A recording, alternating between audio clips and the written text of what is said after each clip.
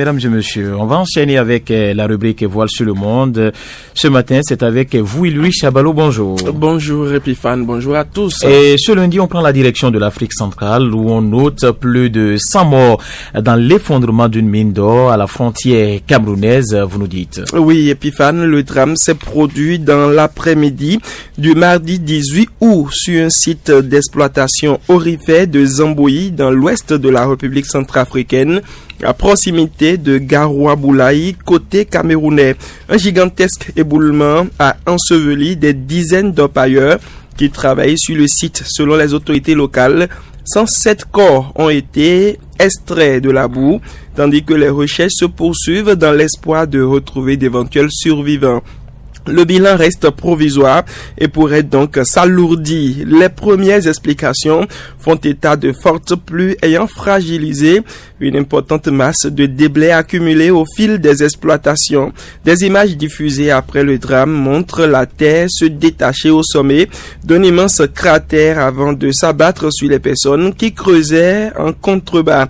Une enquête judiciaire a été ouverte pour déterminer les circonstances exactes de la catastrophe et identifier les victimes. Dans les localités environnantes, l'angoisse est palpable. Des familles sont toujours à la recherche de leurs proches. Épiphanes. Alors, il faut dire également, Louis Chabalo, que le drame relance la question du contrôle des sites aurifères. Oui, au-delà de l'émotion, cette catastrophe remet au premier plan la réalité souvent dangereuse de l'exploitation artisanale de l'or en République centrafricaine ou au Cameroun. Dans ces pays, aux importantes ressources minières, de nombreux sites sont exploités dans des conditions précaires, parfois sans encadrement technique ni véritable contrôle des autorités.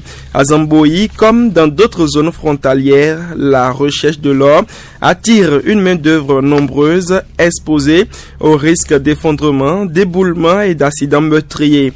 La tragédie pose désormais la question des mesures à prendre pour mieux surveiller les sites, réglementer l'activité et empêcher l'installation d'exploitations clandestines.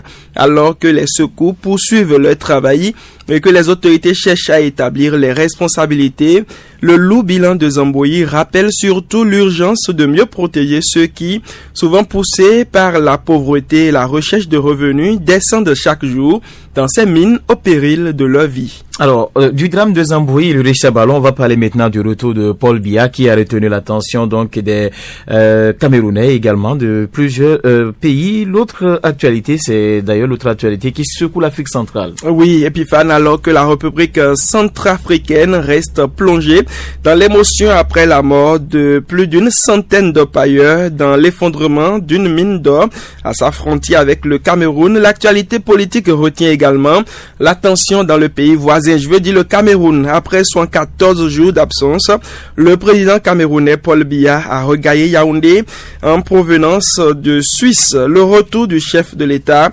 âgé de 93 ans, intervient dans un contexte marqué par de nombreuses interrogations sur son état de santé et son agenda politique. Après plusieurs semaines sans apparition publique, une nouvelle séquence s'ouvre ainsi au Cameroun où le retour du président ne met pas fin, Epiphane, aux interrogations sur les prochains rendez-vous et surtout sur les décisions qui l'attendent. Voilà, donc merci à vous, Louis Chabalo. Nous avons eu des informations relativement à ce drame qui a secoué cette zone donc du Cameroun et de la Centrafrique. Cameroun